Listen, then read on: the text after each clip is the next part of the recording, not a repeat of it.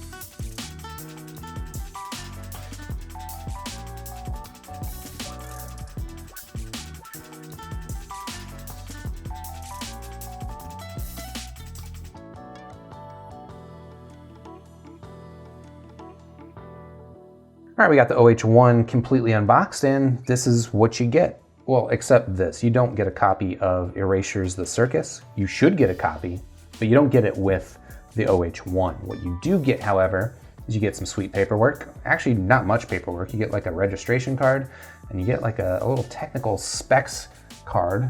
It's got the word Meteor on it. That's not the name of the model. I'm not sure what Meteor means, but that sounds cool. I think these things are actually maybe designed to look like a Meteor. The OH1 does come with a little carrying pouch, which I think is a nice touch. It's got a felt texture to it, as well as a snap to hold it closed. It's pretty compact. You do get, of course, a set of tips. And interestingly, they give you the set of 3 tips on a card, which is a nice presentation for the tips, but they also supply 1 pair of a darker silicone tip. And I'm not sure what that's about, but here we get to the buds themselves, and This is a striking looking headphone. I hope this thing sounds as good as it looks because this thing looks cool. They are indeed made out of metal. You can hear them rattle around. They feel pretty lightweight for being made out of metal. I would say pretty similar weight to the BG-VP DMGs. But the shape here obviously is a little bit more interesting. Oh, and then I forgot to talk about the cable. This is the cable that it comes with. And right out of the box, there's a couple things.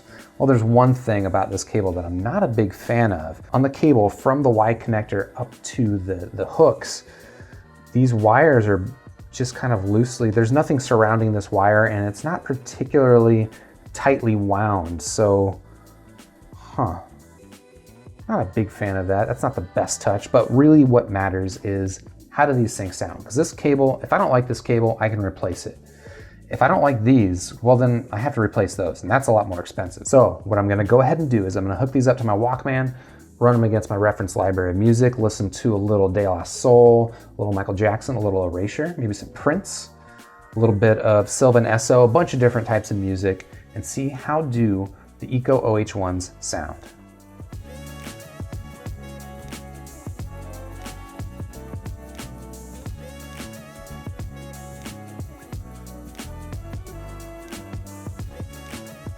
All right, I've spent some time listening to the Ikko OH1, and I have a confession. I kind of lied in my unboxing. I think I said something about having high expectations for this headphone. That was kind of a lie. I don't actually have that high expectations just because I've never heard of Ikko. I didn't really know what to expect. What I should have said was that I had a high standard for this headphone because this thing's coming in at over $100, about $140 for the OH1. And I've heard a lot of really good headphones well under $100, so I've got a high standard for these, but not necessarily the highest expectations. Good news is these things, they're pretty good. All right, let's start with the build quality, which is both one of the better aspects of this, but also one of the worst. If we're just talking about the buds themselves, I think these things are fantastic. They've got nice metal shells. I think they look really cool. It's a unique look. It might not be for everybody, but I think they're pretty handsome. I would really like the color of the shells. And they fit really nicely in my ears, really comfortable to wear for very long periods of time. They stay in my ears, they stay put. No problem wearing these basically all day today at the office. So yeah, in terms of that aspect of the build quality, really good. What kind of lets this headphone down is the cable. And you might notice I don't have the stock cable on this thing anymore. I just couldn't live with that cable. The cable that this thing comes with, okay, it's a cable. It functions as well as any cable should, at least in terms of transmitting an electrical signal into the earbuds that then turns into sound. Yeah, it does that.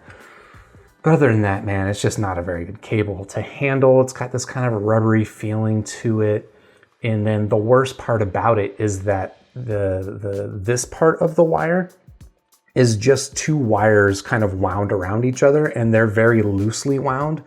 They will very frequently kind of come apart just as you're handling the headphone. It makes it so that they get tangled up anytime you wind these things up and put them away. I was really, really disappointed with that cable. That said, the good news is it's a 2-pin cable, so you can replace it with any standard 2-pin cable.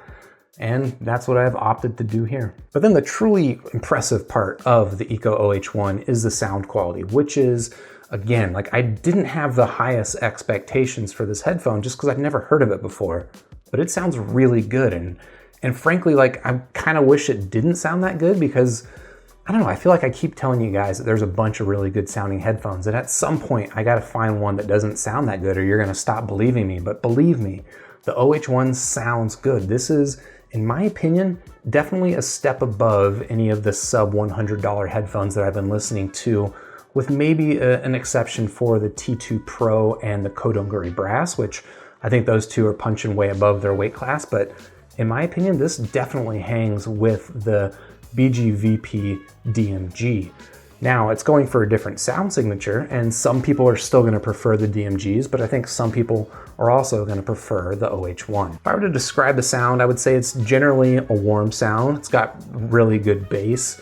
It's got decent mids and highs that are a little bit rolled off. They still hit nice and sharp and punchy, but they don't quite extend, or they don't get quite as bright as some other headphones, which for a lot of people, if you're treble sensitive, I think that's going to be a really positive aspect of this headphone, is that this is, I think, a comfortable all-day listen.